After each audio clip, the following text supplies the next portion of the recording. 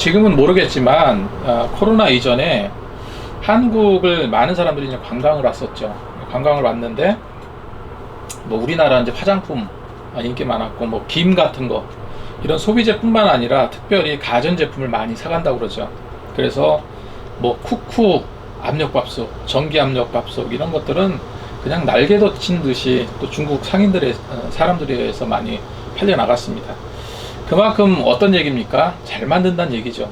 하지만 불과 한 3, 40년 전만 하더라도 제 기억에 선명하게 나는 그런 기억이 있습니다. 일부 부유층들이 해외여행을 갔다 오면은 좋은 제품들을 사재기하기 위해서 굉장히 혈안이 되어서 이것이 이제 사회 문제가 되곤 했었죠. 특별히 80년대 초반에 우리나라 사람들은 일본 여행을 갔을 때 우선적으로 사오는 물건이 있었어요. 다 아실는지 모르겠는데 그 우선적으로 사오는 가전제품이 코끼리 밥통이에요. 이 코끼리 밥통인데 이 코끼리 밥통은 날개도 친 듯이 그 당시에 팔려 나갔다고 그래요. 그래서 이 일부 단체 관광을 했던 아줌마들이 코끼리 밥통을 그냥 다량으로 사재기해 가지고 들어오면서 이게 크게 이제 이슈화 됐었죠. 사회 문제가 됐었고 그랬습니다. 그런데 이 소식을 당시에 전두환 대통령이 들은 거예요. 전두환 대통령이 경제부 장관을 불렀습니다. 그래서 뭐라고 이야기를 하냐면 너희들이 밥통 하나도 제대로 못 만드는 주제에 어떻게 일제 밥통을 사가지고 들어오는 여편네들을 욕을 하냐. 그러면서 내가 6개월의 시간을 주겠다. 6개월의 시간을 줄 테니까 일제에 뒤지지 않는 최고의 밥통을 만들어라. 만들지 못하면 밥 그만 먹을 생각을 해라. 뭐 이렇게 이야기를 했다고 그래요. 당시에 뭐 전두환 하면은 그 정권 자체가 대단했잖아요. 그 6개월 안에 최고의 밥통을 만들려고 지시를 했던 겁니다. 실제로 6개월 만에 전기 밥통이 개발이 됐어요. 그리고 이제 그 개발된 밥통으로 전두환, 이순자 당시 대통령이 밥을 지은 것을 개발된 것으로 이제 밥을 지은 것을 먹어보기도 했다고 합니다. 이처럼 6개월이라는 그 시간 동안에 자극을 주고 그 자극은 무엇을 이루게 됩니까? 발전을 이루게 되죠. 그래서 옛말에 이제 지렁이도 밟으면 꿈틀댄다 이런 말이 있듯이 손잡으면 따뜻한 온기가 이렇게 사람에게도 이제 전달이 되죠. 우리가 신앙생활 하면서 느끼는 것이 항상 이런 겁니다. 뭐냐면은 무덤덤한 거예요. 이게 신앙생활 하는 자인지 아니면 내가 뭘 하는 건지 느끼지 못할 때가 많이 있다는 거죠. 환난과 핍박이 왔을 때, 어려움이 왔을 때는 이 믿음을 부여잡으려고 안간힘을 쓰죠. 더 강한 믿음을 잡으려고 노력을 합니다. 왜 그렇습니까? 자극을 받기 때문에 그러거든요. 이제 8월 달도 이제 거의 끝나가는데 올 한 해 정말로 우리가 영적으로 자극을 받는 그런 신앙인들이 다 되시기를 소망합니다. 환난과 핍박을 당하라는 얘기가 아니에요. 환난과 핍박을 겪으라 이런 것이 아니라 내가 무덤덤한 신앙생활을 하고 있다면 그거 버리자는 겁니다. 그리고 노력하자는 거예요. 경주하자는 겁니다. 말씀은 우리를 늘 뭐를 준다고 생각하십니까? 말씀은 늘 우리를 자극을 줘요. 그리고 뒤틀어지게 만듭니다. 그리고 움직이게 만들어요. 말씀밖에 없습니다. 지난주에 우리는 오병이어 기적사건을 살펴봤어요. 그리고 또 다른 이적사건이 오늘 나타나는데 바로 예수님께서 무리를 걸어오신 그런 사건이죠. 오병이어 사건이 일어나자 많은 사람들은요, 이런 기적은 하나님의 아들이 아니고서는, 하나님께서 보낸 선지자가 아니고서는 될 수 없는 일이다 라고 생각을 했습니다. 그래서 사람들이 어떻게 생각합니까? 인본주의적인 생각을 하게 돼요. 그 인본주의적인 생각은 예수님을 세상의 임금으로 세워야 되겠다, 세상의 왕으로 세워야 되겠다. 지금 이 당시가 어떤 시대입니까? 로마 정권 하에 있었던 우리나라 일제시대와 같던 나라가 없는 그런 상황이에요. 그렇기 때문에 가장 강력했던 다윗왕을 기대하면서 그 왕권을 세워야 된다라고 많은 사람들은 생각했어요. 6장 13절 말씀을 보니까 그 사람들이 예수께서 행하신 이 표적을 보고 말하되 이는 참으로 세상에 오실 그 선지자라 하더라, 이렇게 기록하고 있습니다. 보통 사람 같으면요 좀 의시되고 어깨에 힘들어갈 만한 하기도 할 텐데, 예수님은 이들의 이런 주장, 당신이 임금이 돼야 됩니다, 당신이 왕이 돼야 됩니다 하면서 추종자들이 많이 생겼을 때 예수님은 어떤 행동을 했습니까? 그 사람들을 피해서 도망갔어요. 15절 말씀에 그러므로 예수께서 그들이 와서 자기를 억지로 붙들어 임금 삼으려는 줄 아시고 다시 혼자 산으로 떠나가시니라 했습니다. 제가 이 말씀에 왜 그렇게 감동이 왔는지 몰라요. 말씀을 묵상하는데 다시 또다시라는 얘기죠. 그러니까 이런 일들이 많이 있었던 겁니다. 우르르 몰려가서 예수님을 찾고 예수님 어떻게 하셨어요? 다시 혼자 어디로요? 산으로 떠나가시니라. 산으로 들어가셨습니다. 이 말씀을 우리는 놓쳐서는 안 될 줄로 믿습니다. 예수님은 떠나셨어요. 많은 사람들이 세상의 욕심으로 달려들 때 예수님은 떠나셨어요. 그것처럼 우리도 이런 세상적인 욕심과 이기심으로 예수님을 바라본다면 예수님은 그런 내 곁에 계시지 않으실 거예요. 이 마음 자체가 비우고 빈 마음을 가지고 정말로 사모하는 마음으로 누구를 채워야 됩니까? 예수 그리스도를 채워야 돼요. 세상의 욕심과 이기심은 주님을 분별할 수 있는 영적 눈을 어둡게 만들어요. 이들의 욕심이 무엇이었습니까? 예수님을 세상 왕으로 만드는 거예요. 이 천국에 대한 소망이 아니었습니다. 우리가 가져야 될 건 천국에 대한 소망인데 이 천국에 대한 소망이 아니라 세상의 임금에 대한 소원이에요. 우리 맨날 정치 얘기하는 게 뭐겠습니까? 대통령 되더니 뭐가 안 좋다, 어떻다 이런 얘기 왜 나옵니까? 세상의 어떤 행복, 세상의 만족감을 누리고자 하는 욕심 때문이죠. 이들이 가졌던 것도 똑같아요. 천국에 대한 소망이 아니라 세상을 변혁시키고자 하는 그런 욕심이 이들에게 있었다는 거죠. 그래서 메시아를 구주로 영접하려는 것이 아니었습니다. 예수님은 그런 군중을 피해서 산으로 가셨을 뿐만 아니라 제자들에게도 이들과 분리를 시켰던 거예요. 그래서 예수님은 제자들에게 뭐라고 말씀하십니까? 나는 산으로 갈 테니까 너희들은 갈릴리 바다 건너편에 가서 갈릴리 바다를 건너서 가버나움에 먼저 가 있어라 이렇게 말씀하신 거예요. 이 오병이어 사건이 보통 사건이 아니잖아요.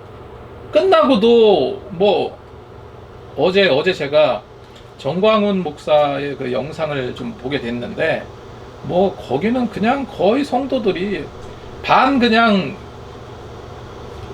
미쳐있다고 표현하면 좀 그럴까요? 굉장히 열성적으로. 근데 그 열성적인 건 좀 배워야 되지 않을까 하는 생각이 있습니다. 여기 오병이에 있는 많은 사람들이 그랬다는 거예요. 그러니까 나는 산으로 갈 테니 너희는 바다 건너 가버나움으로 가라 이렇게 분리를 시켜 주셨어요. 제자들은요 예수님 말씀대로 가버나움을 가기 위해서 바다로 내려갔습니다. 그래서 16절 말씀을 보면 저물매 제자들이 바다에 내려가서 이렇게 기록하고 있죠. 자, 이 오늘 본문의 말씀은 오병이어 사건과 이어지는 거예요.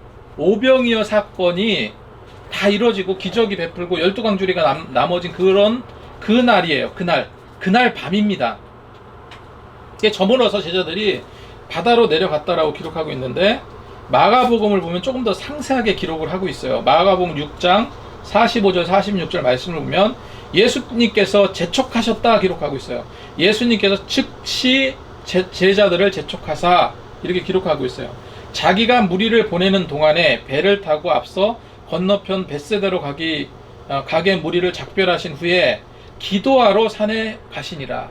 예수님께서 왜 산으로 가셨다고요? 기도하시기 위해서 산으로 들어가셨다. 여기서 예수님은 재촉하셨다 기록하고 있는데 카이오티스라는 이 단어 카이오티스 에넨카센 이거는 그냥 억지로 강요를 한 겁니다.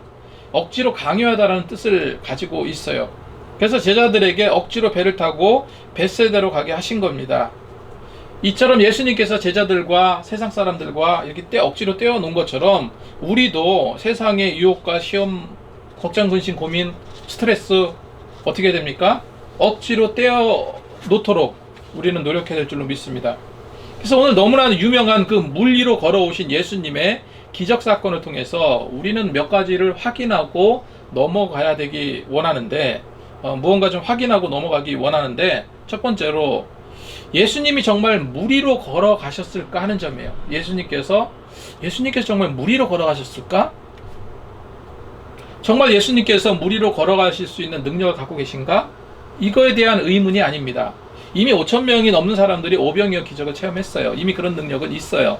그 광경을 지켜본 증인들이 한두 사람이 아니었죠. 그래서 이들은 예수님께서 행하신 그 오병이어 기적은 다른 어떤 속임수가 아니라 하나님의 권능이라는 사실을 알게 되었어요. 그런 능력이 있었기 때문에 물 위로 걸어가는 것쯤 새삼스럽지는 않았을 겁니다. 오병이의 사건보다 더 놀라운 사건은 아니라고 저는 생각하는데, 뭐 대단한 사건이지만 새삼스럽지 않은 기적이다, 이렇게 생각을 했었다는 거죠. 이미 예수님은 그런 능력자이심을 사람들은 다 알고 있었기 때문에 그렇습니다. 문제는 기록상에 있어서 어떤 왜곡이나 해석의 문제가 있지는 않을까, 그런 문제가 없었는가 하는 부분이에요.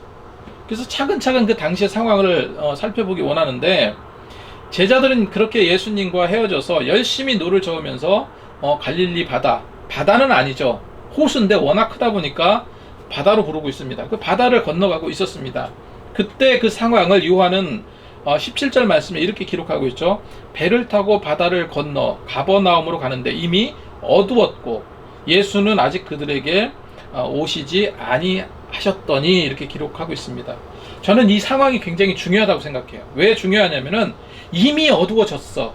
그런데 예수님이 없어요. 이걸 우리가 이 현실에 어떻게 이 상황을 대입할 수 있겠습니까? 환란이 있고 시련이 있고 고통이 있고 어려움이 있고 내 인생에 정말로 급박한 부분이 있는데 예수님이 안 계셔. 예수님의 도움을 받을 수 없어. 이런 상황으로 대입해 보시면 좀 상황을 이해하실 것 같아요. 그래서 이 상황이 중요합니다. 가버나움 가는 길이 이미 어두워졌고, 게다가 무엇을 만났어요? 풍랑을 만났습니다. 배는 파도와 힘겨운 사투를 벌이고 있어요. 우리 인생이 이와 같을 때가 얼마나 많아요? 우리 삶의 고난이 다가왔을 때, 절망이 왔을 때, 이건 정말 불가항력적인 일이다라고 생각하는 일들이 내 삶의 중심에 쏟아져 오기 시작했을 때, 어렵고 힘들고 고단한 하루하루 정말로 피말리는 그런 삶이 계속되고 있는데, 그렇게 절박한 상황인데 예수님이 안 계세요. 이거 문제 아니겠습니까? 우리 심령에 예수가 없어요. 헤어나올 수 없는 절망 상태에 예수님이 안 계십니다. 아직 예수는 그들에게 오지 아니하였더니, 이 말씀을 우리가 생각해 보자는 거예요. 어찌 보면 예수님이 없는 삶, 예수님이 중심에 서지 않은 삶 속에서 풍랑이 일고 일이 막히고 그리고 영적인 어떤 슬럼프가 오는 것, 이거는 어찌 보면 굉장히 당연한 일이죠. 여러분, 그렇기 때문에 우리 믿는 자들은 절대 이런 상황을 맞이해서는 안 될 줄로 믿습니다. 힘겨움 속에서, 고난 속에서 우리 삶, 우리 영적인 삶은요, 예수 그리스도로 인해 정말로 상큼한 순풍으로 빠져나가시기를 원하는 거예요. 그렇게 이제 제자들이 열심히 가버나움을 향해서 건너가고 있는데 예기치 않은 큰 폭풍을 만났다고 그랬죠. 18절 말씀에 큰 바람이 불어 파도가 일어나더라 기록하고 있어요. 이 공간복음을 보면은 공간복음은 마가, 마태, 누가복음이죠. 이 공간복음을 보면은 바람이 거슬러 불었다라고 기록을 하고 있습니다. 바람이 거슬러 불었다. 갈릴리 바다는 워낙 크기 때문에 이제 바다라고 불렸다고 말씀을 드렸는데, 갈릴리 바다는 사방이 산으로 둘러싸여 있어요. 그래서 해가 지면은 공기가 식어서 찬 공기가 산을 타고 이렇게 내려옵니다. 산을 타고 이렇게 내려옵니다. 그러니까 갈릴리 바다가 있고, 이쪽에 무슨 바다가 있죠? 이쪽, 갑자기 그 이름이 생각이 안 나요. 이쪽 바다가 있고, 이쪽에서는 불어오는 바람은 뜨거운 공기예요. 이쪽에서 내려오는 바람은 싸늘한 바람입니다. 그게 이제 충돌하는 곳이 갈릴리예요. 그러니까 갈릴리 쪽에 풍랑이 일고 뭐 파도가 심하게 치고 이런 일들이 굉장히 많았다는 거예요. 그래서 이렇게 산허리를 타고 찬 공기가 내려오면서 따뜻한 공기와 마주치면서 종종 돌풍으로 돌변을 해서 바다에 큰 파도가 일어나는 일들이 비일비재했다는 거죠. 그런 상황에서 예수님이 계시지 않는 상황에서 배는 힘든 역풍으로 어렵게 항해를 하고 있었습니다. 그런데 그때 예수님께서 물 위로 걸어 제자들에게 오시고 계셨다는 거예요. 그 모습을 보고 제자들은 한마디로 두려웠다라고 기록하고 있어요. 제가 이제 예수님께서 과연 물 위로 걸어 오신 것일까에 대한 부분을 짚고 넘어가자 말씀드렸는데, 19절에 보면은 제자들이 노를 저 10여리쯤 가다가 예수께서 바다 위로 걸어 배에 가까이 오심을 보고 두려워하거늘, 이렇게 기록하고 있습니다. 분명히 뭐라고 기록하고 있습니까? 예수님은요, 바다 위를 걸어 오셨다고 했어요. 당연히 물 위로 걸어 오신 것이 문맥상으로 맞습니다. 그런데 번역본에서 이 말씀이 쓰여진 그 헬라어 원문이 중요한 것인데, 이 원문에서는 바다 위에 그 바다 위라는 그 표현에 의문을 갖는 학자들이 있었다는 거죠. 이 바다 위라는 그 헬라어 원문은 헤라 어피데스 달라세스라는 단어인데, 바다 위라는 표현도 있지만 바다의 그 사이드 있죠. 바닷가, 쉽게 말해서 바닷가를 거닌다 이렇게 이야기할 때 바다 이렇게 물이 있는 그 사이사이를 걷는 거, 그 바닷가에서라는 뜻도 있다는 겁니다. 그 뜻도 포함되어져 있는 단어이기 때문에 많은 사람들이 정말로 바다 위로 걸어오셨을까라는 의문을 갖는다는 거, 학자들이. 버나드는요, 요한의 기록은 본래 하나의 기적을 서술하려는 것이 아니고 단순히 예수님이 해변가를 걸어오셨음을 기록하려는 것이라고 주장하기도 했습니다. 다시 말해서 우리가 생각하는 것처럼 물 위로 걸어오신 게 아니라 해변가를 걸어가신 거라는 그런 주장이에요.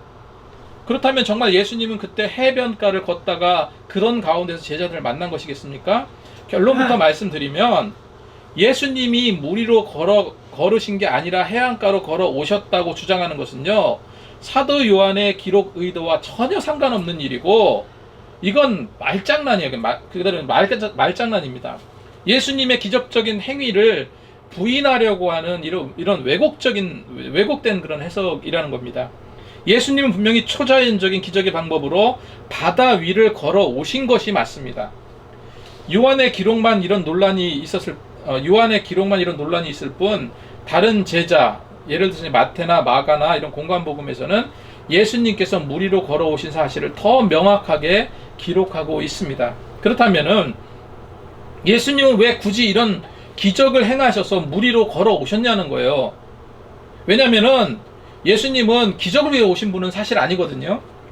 이 기적이라는 것이 무엇입니까? 이 불가항력적인 상황에서, 그런 상황을 전제하에서 생기는 놀라운 어떤 현상을 말하죠. 왜 굳이 이런 기적을 행하셔서 물 위로 걸어오신 걸까? 원래 이렇게 드러나거나 자랑하시는 분이 아닌데, 우리가 이제 성경에 보면요, 병자를 치료해 주실 때 뭐라고 말해요? 이거 동네방네 떠들면서 알리라고 그랬습니까? 안 그래요. 뭐 눈먼 자, 손 마른 자 치유해 주시면서 아무에게도 말하지 마라. 사실 그렇게 말씀하셨는데 누가 그렇게 떠들어댔습니까? 고침받은 사람이죠. 자기의 간증이잖아요. 그러니까 동네방네 가면서 주님께서 나를 이렇게 고쳐주셨다, 자랑하는 거예요. 치료해 주신 것을 아무에게도 말하지 말라고 했는데, 예수님이 오신 이유는 병을 고쳐주시기 위해서 오신 것이 아니고, 그렇게 고침받은 사람, 일종의 자비를 베푸신 거죠. 그게 목적이 아니라는 겁니다. 예수님을 돌로 쳐서 죽이겠다는 사람들이 달려와요. 근데 만약에 우리 같았으면, 능력 있는 사람이라면 피해서 도망가겠냐는 거예요. 감히 내가 누군 줄 알고, 내가 하나님의 아들인다 하면서 어떤 대단한 능력을 발휘하셔서 이 돌로 쳐 죽이겠다는 사람들을 달려들어서 이들을 다 벌할 수 있지 않겠습니까? 그런데 예수님은 어떻게 하셨어요? 그냥 그들을 피해서 도망가셨어요. 그냥 이 능력 행하러 오신 분이 아니기 때문에, 그걸 보이러 오신 분이 아니시기 때문에 그래요. 지난주에 말씀드렸던 오병이어 사건 때도 그런 기적을 행하시는 것을 보고 많은 사람들이 임금 삼으려니까 도망가잖아요. 요한복음 6장 15절 말씀에 다시 한번 말씀드리면, 예수께서 그들이 와서 자기를 억지로 붙들어 임금으로 삼으려는 줄 아시고 다시 혼자 산으로 떠나가시니라 기록하고 있습니다. 왜냐하면 예수님은 정치적인 임금으로 세상에 오신 것이 아니시기 때문에, 그죠? 그리고 그런 주님께서 왜 또 기적을 행하셨나? 물 위로 걸어오실 필요가 있었을까? 이런 기적을 왜 행하셨을까? 사람으로서는 그 당시 상황은 불가항력적인 그런 일이었거든요. 물 위를 걸으신 그 기적을 그냥 내가 오병이어의 기적도 보았으니까 이참에 내가 제자들을 더 놀래켜 주겠다 하시면서 그냥 물 위를 걸어오신 것이 아니라, 결론부터 이렇게 말씀드리면 이 기적을 행하신 것은요, 기적을 행하실 만한 상황이었기 때문에 기적을 행하신 겁니다. 다시 한번 말씀드릴게요. 이 당시 상황은요, 예수님께서 기적을 행하실 만한 그런 상황이었어요. 그 어떤 상황이었습니까? 성경 어디 기록을 봐도 예수님은 기적이 필요 없는 상황에서 일부러 보이기 위해서 기적을 행하신 기록은 단 한 건도 없습니다. 예수님께서 기도하시다가 제자들이 거친 파도에 고생하는 모습을 아셨을 것입니다. 그때 긍휼의 마음이 들어서 기도를 멈추고 고생하는 제자들을 도우려 하신 거예요. 그러면 한번 가만히 한번 생각해 보세요. 무리로 걸어오신 이때는요, 어떤 때입니까? 오병이어 사건이 일어난 저녁이었습니다. 제자들은 고작 12명, 12명이 아이들까지 포함해서 10,000명도 거의 20,000명 가까운 사람들을 밤늦도록 상대했던 거예요. 얼마나 피곤했겠습니까? 정말 피곤했겠죠. 제자들은 무척 피곤했어요. 그런 상황 속에서 제대로 쉬지도 못하고 이제 어디를 가야 되는 거예요? 파도가 넘실대는 갈릴리 바다를 건너서 가버나움으로 가야 되는 그런 상황이에요. 밤새도록 사투를 벌이고 있는 그 모습을 예수님께서 가만히 보고 계실 수가 없었던 거예요. 그래서 긍휼함으로 기도를 멈추시고 풍랑과 싸우는 제자들에게 가신 거예요. 그 새벽에 남은 배를 빌려 탈 수도 없는 그런 바다 한가운데 가야 하는 그 상황을 마주하게 되신 겁니다.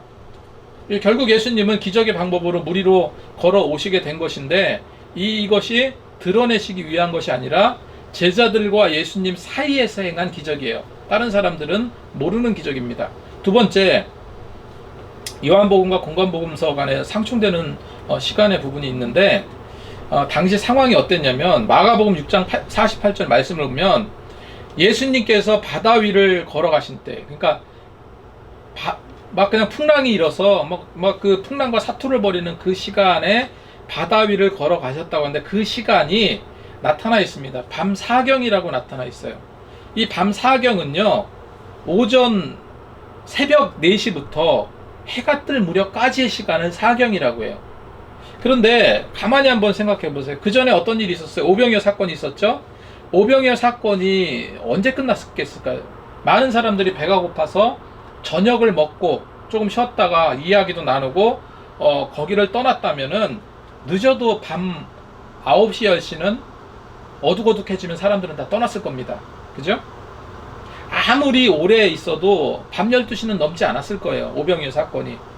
그런데 제자들이 파도와 사투를 벌인 시간이 언제라고요? 새벽 4시. 4시에서 5시, 6시 요 시간대라는 겁니다. 지금 몇 시간을 파도와 싸우고 있습니까? 최소한 5시간, 6시간 풍랑과 싸우고 있었던 거예요. 힘들어 죽겠는데 이제는 뭐랑 싸우는 거예요? 파도와 싸우고 있습니다. 그 시간이 무려 5시간, 6시간. 18절, 19절 말씀에 큰 바람이 불어 파도가 일어나더라. 파도와 사투를 벌인 시간은 대 6시간 정도 된다는 것을 우리가 알 수 있습니다. 그냥 파도는 아니었던 거예요. 밤새도록 험난한 파도와 싸우고 있었어요. 지금 이 상황은요, 죽을 수 있는 상황인 거예요. 그냥 배가 뒤집혀가지고요, 그 나룻배 같은 거였을 거 아니에요? 파도에 휩쓸려서 죽을 수 있는 그런 상황이었던 겁니다. 그래서 예수님께서 무리로 걸어오셔서 이 다급한 상황에 뛰어들어 가신 거예요. 그러니까 기적을 행하실 만한 상황, 예수님께서 그 시간대에 어떻게 배를 빌려서 배를 타고 가서 제자를 돕겠습니까? 기적을 행하실 수밖에 없는 그런 상황이라는 거예요. 그래서 이 무리로 걸어오신 이 사건은 우리 인류 구원의 그 모습을 보여주는 어떤 상징적인 사건으로 우리가 이해할 수 있는 겁니다. 여러분, 이 시대가 어떻습니까? 정말로 칠흑 같은 흑암 속에 사로잡혀서 많은 사람들이 영적으로 신음하고 있어요. 우리 성도들을 구원하시기, 인류를 구원하시기 위해서 예수님은 이 세상에 오셨지만 그냥 오신 것이 아니죠. 초인적인 방법으로 오셨습니다. 동정녀 탄생도 그렇고요, 십자가 사건도 그렇고, 부활도 그렇고, 초인적인 방법으로, 무리를 걸어오신 것처럼 초인적인 방법으로 파도와 싸우는, 그래서 막 그냥 죽어가는 그 사람들을 위해서 예수님께서 초인적인 방법으로 이 세상에 오신 사건이에요. 그러니까 인류 구원의 그 사건과 맞닿아 있다는 겁니다. 그렇게 칠흑 같은 어둠 속에서 우리에게 다가오시는 그 예수님을 우리는 알아채기 어렵다는 겁니다.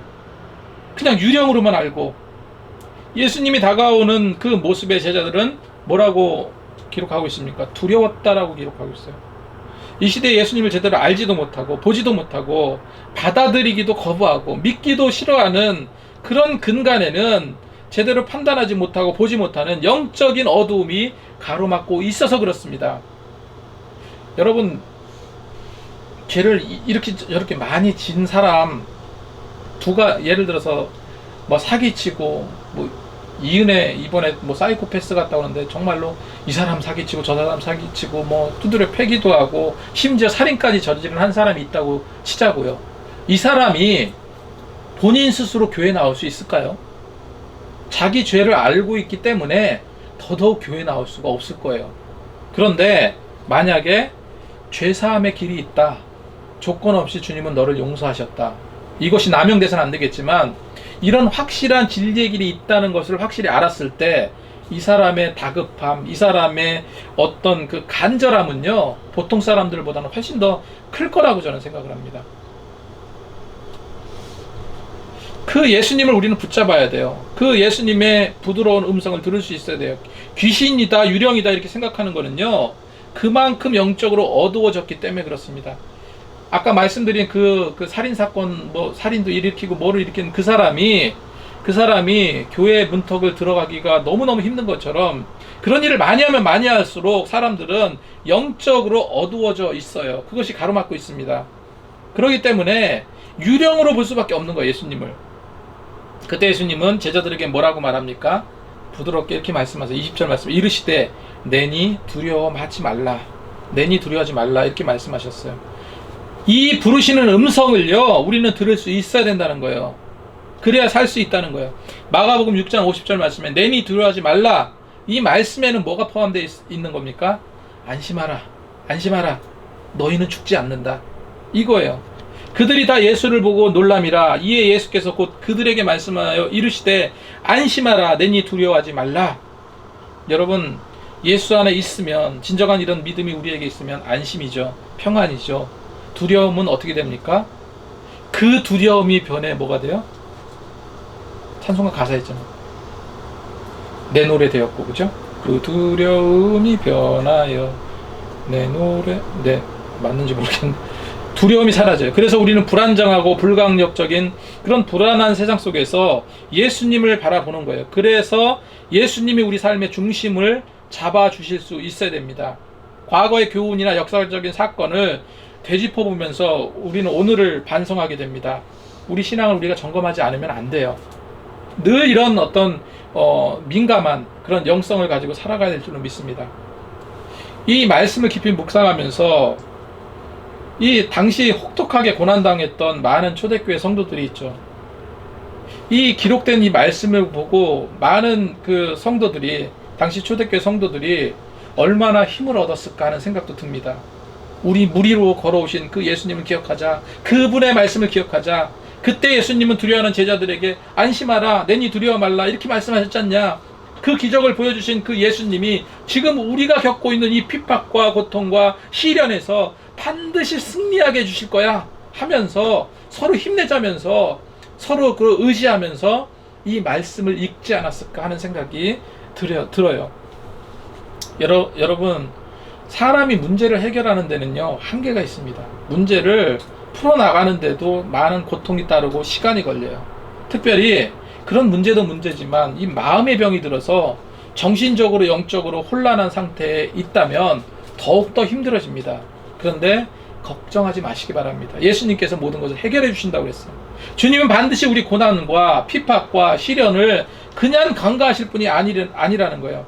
안 되면은 무리를 걷는 기적을 행해서라도 우리를 도우시러 오실 분이 예수님이라는 겁니다. 이 믿음 가지고 우리는 나아갈 수 있어야 됩니다. 그리고 또 한 가지 기억할 말씀은 우리에게 들어오면은 모든 것이 해결된다는 거예요. 이런 믿음을 가져야 될 줄로 믿습니다. 예수님은 칠흑 같은 그 어두운 밤에 10열이나 떨어져 있는 제자들에게 정확하게 찾아가셨어요. 그러고 내니 안심해라, 두려워하지 말라, 그 말씀으로 제자들을 구원하게 되었습니다. 이런 말씀을 우리가 기억해야 될 줄로 믿어요. 이 시대 정말 이 성경의 말씀은 두려움에 떠는 우리 인생들에게 든든한 소망의 말씀으로 평안을 심어준다는 사실을 우리는 기억해야 될 줄로 믿습니다. 21절 말씀에 이에 기뻐서 배로 영접하니 배는 곧 그들이 가려는 땅에 이르렀더라. 안전히 모든 것이 해결이 되었습니다. 오늘 말씀의 결론입니다. 우리 삶에는 반드시 예수님이 필요해요. 두려움과 공포에 빠져있는 제자들에게는요 예수님이 필요했습니다. 이 시대를 사는 우리에게도 예수님은 필요합니다. 이 험난한 세상에 반드시 우리는 예수님을 바라봐야 돼요. 유령인가 아닌가 흐릿한 관점으로 보는 것이 아니라 정확하게 예수 그리스도를 봐야 될 줄로 믿습니다.